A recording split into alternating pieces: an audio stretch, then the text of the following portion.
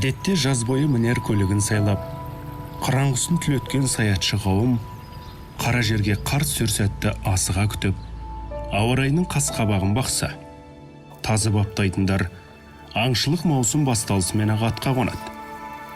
Жалғыз жарым емес, жақын жуықтағы аңшыларға хабар береді, тегіс жиналады. Сөйтіп, ала жаздай көріспеген ағайын дидарласып, әрі құмай тазыларының бағын сынап, сейіл серуен құрады.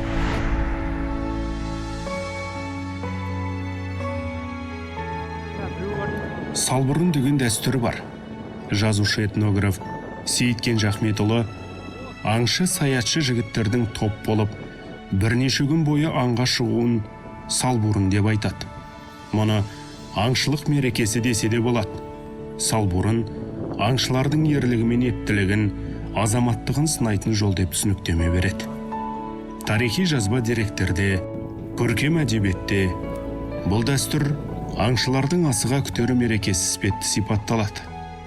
Жазушы Мұхтар Әуезов Абай жолы роман эпопеясында осыдан 20 күн өткен шамада абайлар салбұрында аң соңында болатын дейді.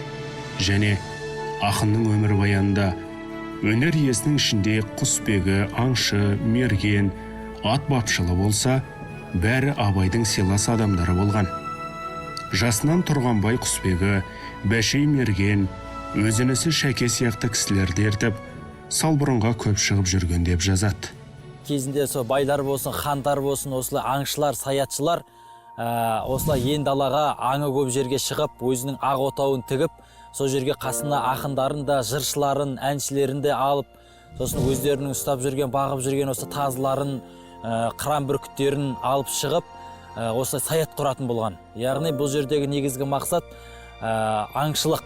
Яғни ұстап жүрген, мысалы, мен де ұстаймын, менің досым да ұстайды, тағы да бір жерлерде мықты саятшылар бар дегенде естейді, мысалы, мықты тазы бар дегенде естейді. Сол тазылардың барлығының басын қоса отырып, осы жерде ең мықты тазына анықтайды. Берері мол нәрсе ғой. Бұл жерде тек қана сол саятшылықпен қана шектелмеген. Бұл жерде ақындарымыз бір-бірімен айтысқан, әншілеріміз ән шырқаған, жыршыларымыз, термешілеріміз жырын термесін айтса, сосын сол жерде жүрген жас жігіттеріміз, палуандарымыз да күш сынасқан, сосын қазақтың енді ұлттық ойындары да бұл жерде негіз дәріптеле білген. Бізге жеткен деректерге қарайтын болсақ, тазыларға қатысты өткен салбұрындардың өткен мерзімдері көбіне сабан тойдан кейін. Яғни ел жұрт егін-тегінді жинап, егін егетіне, малдың барлығын өзінің орнына орналастырып, бірыңғай бір-біріне үйірлесіп, тек мекеніне ғана жайылып, аса қатты қашаған көп шыға қоймайтын кезде адамның қолы малдан, жанынан, күнделік шаруашылықтан босаған уақытта жасаған. Сондай салбұрындардың бірі бұл нақты мына Қоңыранға жүйрік тікке сынау барысында. Ал енді түз тағысына жасалған салбұрындар бұл бөрі сырғақтың алдында. Яғни бөрілердің, бөкейдің, бөртенің бір-бірімен ұйығатын кезеңінде жасалған. Ол енді бұл бөлек мерзім, бұл көбіне қысқа таяу. Яғни қарашаның аяғы, желтоқсанның басы немесе желтоқсанның орта кезінен әрі қарай. Тіпті қаңтардың басында да, мысалға оңтүстік өңірлерде сол қасқырға, яғни түз тағысына, даланың ит құсына, қазақша айтқанда даланың тазалығын сақтаушы негізгі кепіліне дәл сондай салбұрында жасалған. Тіршілік қамытынан босаған аңшылар ел жұрттан аулақ енге шығып, қос тігіп, апталап, тіпті кейде айлап жатып аң аулайды. Табиғат аясында қоян түлкі қуып рахат табады, әрі тазыларын сынап бабын тексереді. Бұл ретте барар орнын ерте сайлап, жер шалып, аңқысы көп мекенді мөлшерлейді. Ертеден жеткен дәстүрді жаңғыртып жүрген азаматтар былтыр Ақтөбенің ырғызында бас қосқан. Биыл Хромтау ауданын таңдаған екен. Оның да өзіндік себебі бар. Көп жерде тірі аңға тазыны қосу мүмкіндігі шектеулі. Өйткені қалың ағаш, жықпыл, қурай, шеңгел, жыңғыл деген секілді. Ал мына Ақтөбенің жері, жалпы Ақтөбе облысының жері, жазығы, Құдайға шүкір, және сол жазыққа қарамастан өзінің аяғына өзі сеніп алған қояндары да жетерлік. Одан бөлек бұл жердің қояндарының жүйріктігі тазының тазысын, жүйріктің жүйріктігін сынайтындай мүмкіндік береді. Ал әдетте басқа жердегі тазы жарыстарының көпшілігінде тірі аң кездеспегеннен кейін және кездестіру мүмкіндігі аз болғаннан кейін шырғаға тартып жатады.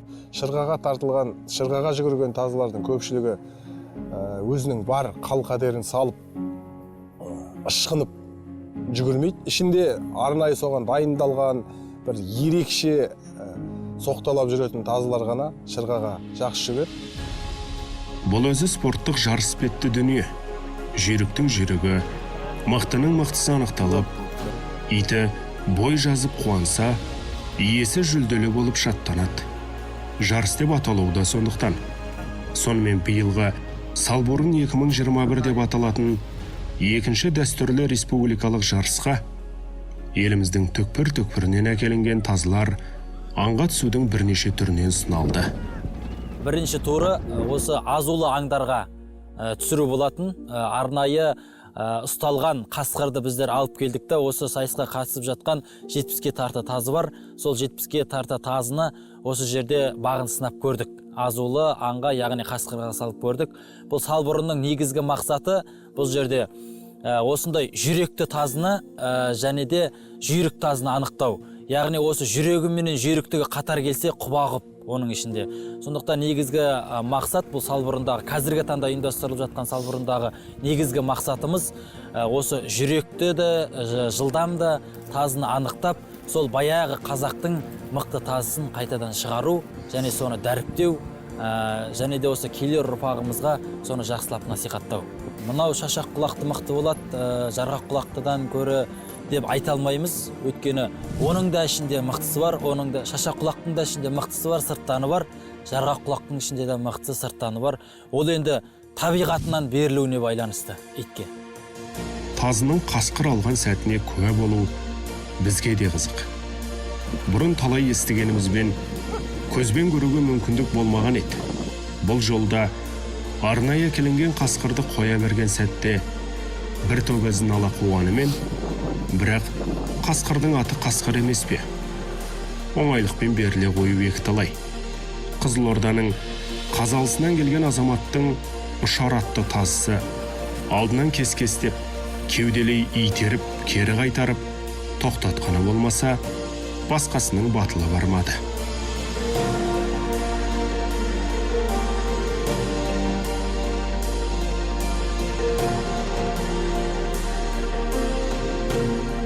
Қасқырға түз тағысына жүректі тазыларды сынап көрдік. Сонда Қазалыдан келген Дәуірхан деген жігіттің Ұшар атты тазысы сол басқа тазылардың ішінде ерекше көзге түсті. Енді ашығын айту керек, қасқырды жығып алатын ондай тазылар әлі күнге дейін жоқ. Енді ондай таланттар кездестіріп қалуымыз мүмкін, бірақ енді осындай шаралардың арқасында біз сондай жақсы тазыларды, жүректі тазыларды, жүйрік тазыларды, алғыр тазыларды анықтаймыз. Негізгі Салбурынның әу бастағы мақсаты да осы. Қазақта жетелеп қосқан тазы түлкі алмас деген мақал бар. Иттің бойында аңшылық инстинкт болады. Бұл күшік күннен білініп, әлденені қуып, соны ұстауға бейімделіп, болашақта қандай болатынын байқатады. Үлкен иттермен еріп жүріп ауызданады. Аң көрсе ұстамаған, шалмаған күннің өзінде қумай қоймайды. Топқа ілесіп, өзгелермен қатар қуып, аңға тісін бір батырса, ауызданғаны деп есептеуге болады. Күшікті алған кезде жаңа мүшесіне қарап, және де мына қандай таздан шықты, әке шешесі қандай, тұқымы қандай, линиясы қандай, соған қарап аламыз енді. Бірақ 10 күшіктің ішінде бір екеуі шығады мына жаңа табиғи өзінің күш қуаты бар, оны үйретпесең де, дайындамасаң да ол дайын болады аңшылыққа. Бірақ көбісі дайындық керек. Түлкінің терісін алып, соның мойнына шамалы болса ет байлап, күшік кезден бастап үйретесіз. Сол кезде тері деген бүлінбесін деп, тек қана тамақтап алсын деп соған үйретеміз. Сол тазы, тамақтап алған тазы, әрдайым алған аң, түлкі болсын, қасқыр болсын, қоян болсын, таза болып шығады. Терісі бұзылмайды сол кезде. Біреу одан жаңағы бөрік тігеді, біреу тағы да зат тігеді. Сондықтан мұны құттайға үйреткен кезде тамақтаған ең дұрыс. Қазақтың тазысының негізгі жүйріктігін сынайтын дегенде бұл шыны керек осы қоян. Осы қоянның сынағынан өткен тазыларды іріктеп, енді арасында ұзақ қашықтыққа жүгіретіндерін іріктеп, талантты тазыларды іріктеп, келешекте елікке, арқарға, қоңырауынға қосуға мүмкіндік мол болады. Бұл тазы адамға үйірсек, әу баста. Сондықтан тазы өзінің иесіне адал болатын болса, сертіне берік болады. Яғни сол иесінің көңілінен шығу үшін жанын салып жұмыс істейтін тазылар болады. Ал енді кейде иесіне толық арқаланбайтын тазылар болады. Демек, ол тазы мен иесінің екі ортасында аса бір қатты байланыстың жоқтығы деп білеміз. Көп тазылардың бағы байланып жататыны, жүгірмей қалып жататындығы сол иесі мен екі ортасындағы байланыстың жоқтығынан. Бір жасқа дейін жақсы баптық. Уақытымен дәрі-дәрмегін беріп, жаңағы витаминдерін беріп, жаңағы күтімін қарап, сол 6 айдан шығарып алсан, күшікті ауырмайды. Бірақ енді бір жасқа кезде, 2 жаста мына кене деген бар ғой, кене тістейді. Көктемде және де күзде кене азулы болып барады. Сол кезде де мына кенеге қарсы дәрі-дәрмектер бар. Соны егіп қойсаңыз, ешқандай ауру болмайды. Және де тазылар ауырмайды. Бірақ әрбір тазы емес, кейбір тазылар жаңағы өзінің иммунитеті жақсы болады. Оны кене тістесін тістемесін, бірақ оған қарамай ол да ауырмайтын. Ондай тазы жақсы. Мына заманда аңшылықпен айналысу оңай шаруа емес. Тазы шығын. Өйткені қыран құсыңызға немесе құмай тазыңызға берер күнделікті тағам суының өзі қалтаға салмақ салады. Оның үстіне бабын келтіру үшін күнделікті бөлер уақытыңыз да бар. Демек, тазы ұстау еріккеннің ермегі емес. Кемі бір айда бір тазыға 10 мыңдай кетеді ақшасымен. Еті бар, енді біреуде жылқы бар, біреуде жоқ қой. Машинамен аңшылыққа және жартуға шықсан, ол бензин, жағармай деген сияқты, ол да ақша. Бірақ кемінде бір 10 мың теңге шығады бір тазыға. Әрбір таз жанашырына өзіне лайық тазысы бар. Маған келсек, мен 2 тазыны ұстаймын, 2 күнден атам. Үйде бар, бүгін мен келген шашақпен келіп отырмын. 2 жыл жарым жаста қаншық, ұрғашы. Сонымен келіп отырмын. Аңшылар әдетте жаз мезгілі аяқталар шақта тазыны қайыруды бастайды. Әуелі ауыл маңында жүгіртіп, көптен икемге келмей қалған сіңір тарамысын созады. Беретін тамақтың мөлшерін бірте-бірте азайта береді.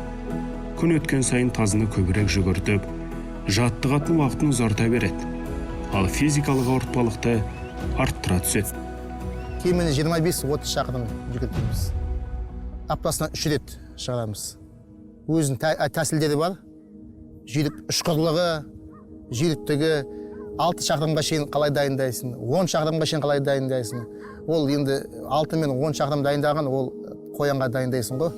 Елікке дайындасан, елікке, онда ол 20-30 шақырымдық жаңағы дайындықтар, ол басқаша. Сондықтан ол әрбір аңның өзінің тәсілі бар. Қоян өте ұшқыр ғой, ұшқыр тазы керек. Сол үшін мына 6-10 шақырым тәсілдері бар. 500-600 метрден жылдамдап жүгірту. 60-50 километрға шейін жылдамдығы ол. Сол кезде қоянды алуға мүмкіншілік бар. Қоянды енді әрбір тазы ала алмайды, бірақ жүйрік тазылар, дайындалған тазылар. Бұл жаттығулардың пайдасы тазының тынысы ашылады. Сондай-ақ табаны мен тұяғын қатайту, қимылын шапшаңдату шараларын жасайды. Ол үшін жүгіртетін жерін жиі өзгертіп, саз, құм, топырақ, қиыршықты жерлер таңдап отыру керек. Әуелі аяңдап, онан соң бүлкектеп жүргізеді, кейін желу, шабу, қосаяқтап жүгіртуге мәжбүрлейді. Үйден шыққан кезде 1 шақырым, 2 шақырым, 20-10 км час машинамен жүресіз жылдамдықпен. Ол не үшін? Тазы денесі қызу керек, табаны қызу керек, дайын болады. Содан кейін жаңағы жылдамдықты ұлғайтамыз 500 метрге шейін. Сол кезде спидометрді қараймыз 50-60. Содан кейін тағы да бір 500 метр 10-20 км час жүреміз. Демалтырып, одан кейін тағы сондай тәсілі болады. Сондай 500 метрден жылдамдығын арттырып, ұшқырлығын қарау үшін сондай 6-7 тәсіл істейміз. Сол тәсілдердің бәрінде бір қалыпты, бір жылдамдықты жүгірсе тазы, онда тазы дайын деп айтуға болады. Сонда кемі 50 шақырым ұстаған дұрыс болады. Әдетте өзінің үлкені аңды бастап беріп, тауып беріп, із кесіп жүрген тазының көп жағдайда жас тазылар алдына түсе қоймайды. Үлкен тазыларда, сақа тазыларда аса бір жаңағы өз белінен тараған күшіктер болмаса, бөтен тазыларды алдына шығара қоймайды. Бұл бір жақсы бір қасиеті көп адам байқай бермейтін. Себебі әдетте ауызданбаған бос тазылардың көпшілігі сол ауызданған сақа тазылар, ізшіл тазылардың, қаққыш тазылардың соңында жүріп отырады, солардан жүгіріп келе жатып, солардан сабақ алып жүреді. Мұндай сейіл серуен итке ғана емес, иесіне де пайдалы. Өйткені тазысын аңға салған адам өзі де спорттық бабында болуы керек. Ыңғайлы, жеңіл киінген аңшы итімен бірге жүгіріп, үнемі қимыл қозғалыста болады. Олар үшін аң алып олжа түсіру мақсат емес. Табиғат аясында тынығудың, әрі шынығудың бір түрі. Жарыстағы, мынау өтіп жатқан іс-шарадағы байқаған нәтижеміз қаланың тазыларынан, вольерде, қорада, қамауда тұрған тазылардан, далада еркін жүрген, аттың соңында, аттың тізесіне төселген, күнделікті малмен бірге өріп, малмен бірге қайтып жүрген тазылардың жеңіске жетіп жатқанын көріп жатырмыз. Академик Слуцкий 30-шы жылдардың соңына таман қазақ даласында шамамен 4000-нан астам тазы болғандығын жазады. Кейін сол асыл тұқымды тазылар тоқырауға ұшырады. Қиын қыстау жылдары бүтін бір әулетті асыраған құмай тазы көзден бол ұшты. Тоқым азды. Бүгінде сол олқылықтың орнын толтыруға атсалысып жүрген ұлттық дәстүрімізді насихаттаушылар асыл тұқымды тазылардың санын арттырып, қан тазалығын бұзбауға барын салып, қазақтың тазысын көздің қарашығындай сақтауға жұмыс істеуде. Жалпы таза қанды тазылар қазіргі таңда азайып кетті деуге болады. Өйткені біздер енді осы даладағы көшпенді қазақтың бұрынғы тұрмыс тіршілігінен көп ажырап қалдық. Ал қалалықтар оны тазы ұстай алмайды. Ұстағанда да қазіргі таңда жақын арада қолға алып жатыр. Жарғақ құлақтарды мықты азайып кетті деп те айта алмаймын. Олардан да қалғаны бар. Сосын шашақ құлақ тазы негізгі кезінде бабаларымыз ұстаған көп дүние, көп тазыларымыздың бірі шашақ құлақ дегендіктен көбінесе жарғақ құлаққа соңғы кезде көңіл бөлінбей қалды да, көбісі шашақ құлаққа қызығып кетті. Оның сыртқы сұлулығы, оның келбеті, оның жүріс тұрысы, созылғаны, сұлулығының өзі де әдем болғандықтан, әсем болғандықтан, қасыңда ұстап жүруге, босағада жатса да сондай бір әдемі болғандықтан, көбісі әдемілігіне байланысты осы шашақ құлақты өсіре бастады да, сондықтан жарғақ құлақтылар негізі мүлдем жойылып кетті деп айтуға болмайды, бірақ азайған шығар. Қазіргі таңда бірақ бұның шашағынан көрі, оның жарғақ құлағынан көрі нағыз жүйріктігіне, жүректілігіне назар аударып жатыр. Яғни сан емес, кескен келбет емес, сапасына жұмыс жасау жүріп жатыр. Тазы иттерді алғашқылардың бірі болып зерттеген академик Слуцкийдің дерегі бойынша, қазақтар тазыны қалыңдыққа берілетін құнға, яғни 47 байталға бағалаған. Жақсы тазының құны аттың құнынан да кем түспеген. Бөкей ордасында сол кездегі ақшамен 50 сомға тең келген деген дерек бар. Тіпті айғыр үйір жылқыға айырбас жасағаны туралы да әңгімелер айтылады. Осыдан ақ иттің бұл тұқымына деген құрметті біле беруге болады.